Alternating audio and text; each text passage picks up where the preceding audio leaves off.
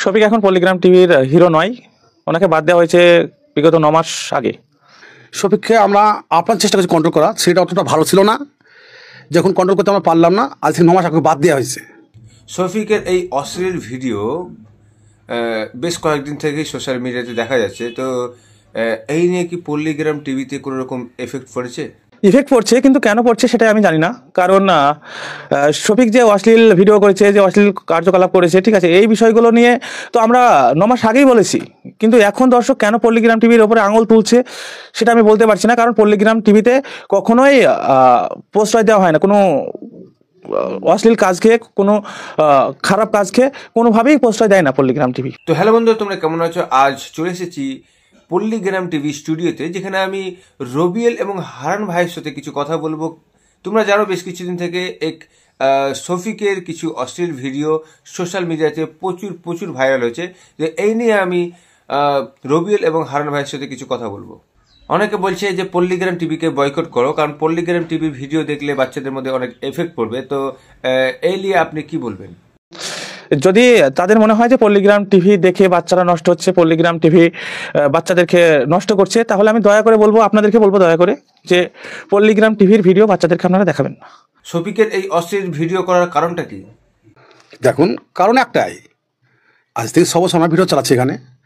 শফিককে আমরা আপনার চেষ্টা করছি কন্ট্রোল করা, সেটা অতটা ভালো ছিল না। যখন কন্ট্রোল করতে আমরা পারলাম না, আজ থেকে 9 মাস আগে বাদ দেওয়া হয়েছে।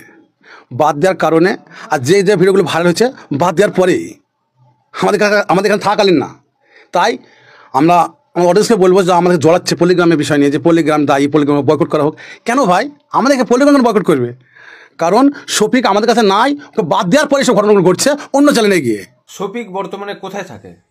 আর অডিয়েন্স তো সবাই জানে শফিক কোথায় থাকে, কারণ এই যে টেস্ট প্রোগ্রাম করে বেড়াচ্ছে, সে মানে ভিডিওগুলো তো পোস্ট হয়েছে, আমাদের কোনো একটা নাই সেখানে। তারপর একটা গানের ভিডিও পোস্ট করলো, সেখানে কোনো আমাদের একটা নাই। তাহলে মানে অডিয়েন্স তো ভালোভাবে জানছে যে পল্লিগ্রামে শফিক নাই, তার সত্ত্বেও আমাদের পল্লিগ্রামে জড়াচ্ছে কেন? আমি এটাই বুঝতে পারছি না। আমরা জানি পল্লিগ্রাম টিভি একটি বড় চ্যানেল, ইউটিউব এবং ফেসবুকে প্রচুর ফলোয়ার্স। এখানে প্রায় 200 জন কাজ করে। প্রত্যেক মাসে পল্লিগ্রাম টিভি প্রচুর টাকা ইনকাম করে, ঠিক আছে। তো এখানে অনেক ছেলেপেলের জন্য পল্লিগ্রাম টিভি অনেক কিছু করেছে।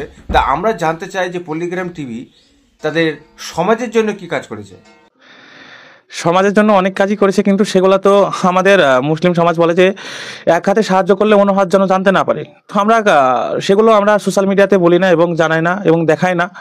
আমাদের গ্রামে আসলে আপনারা জানতে পারবেন যে আমরা কতটা সাহায্য করি মানুষের জন্য। সত্যি কথা বলতে আমার মান্থলি 2 লক্ষ টাকার উপরে আমি সাহায্য চাই আমার ফান্ড থেকে, আমার কোম্পানি ফান্ড থেকে 2 লক্ষ টাকার কাছে সাহায্য করি আমি মানুষের জন্য।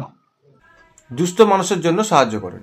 শুধু দুস্থ মানুষের জন্য নয়, তাছাড়া আরও অনেকে আছে যেগুলো মাদ্রাসা মসজিদ, এর জন্য আমাদের এখানে অনেক আসে, তাদেরকেও সাহায্য করি। দুস্থ গরিব মানুষদেরকেও সাহায্য করি, মেয়ের বিয়েতে থেকে শুরু করে অনেক কিছুই আছে যেগুলো আমরা করি, কিন্তু আমরা সেগুলো সোশ্যাল মিডিয়াতে কখনো বলি না। আমি প্রত্যেকটা অডিয়েন্সের কাছে বলছি, পল্লিগ্রামের সাথে শফিকের কোনো সম্পর্ক নাই, আর জীবনে থাকবেও না। কারণ ওকে আমরা একবারে চিরতর বিদায় দিয়েছি।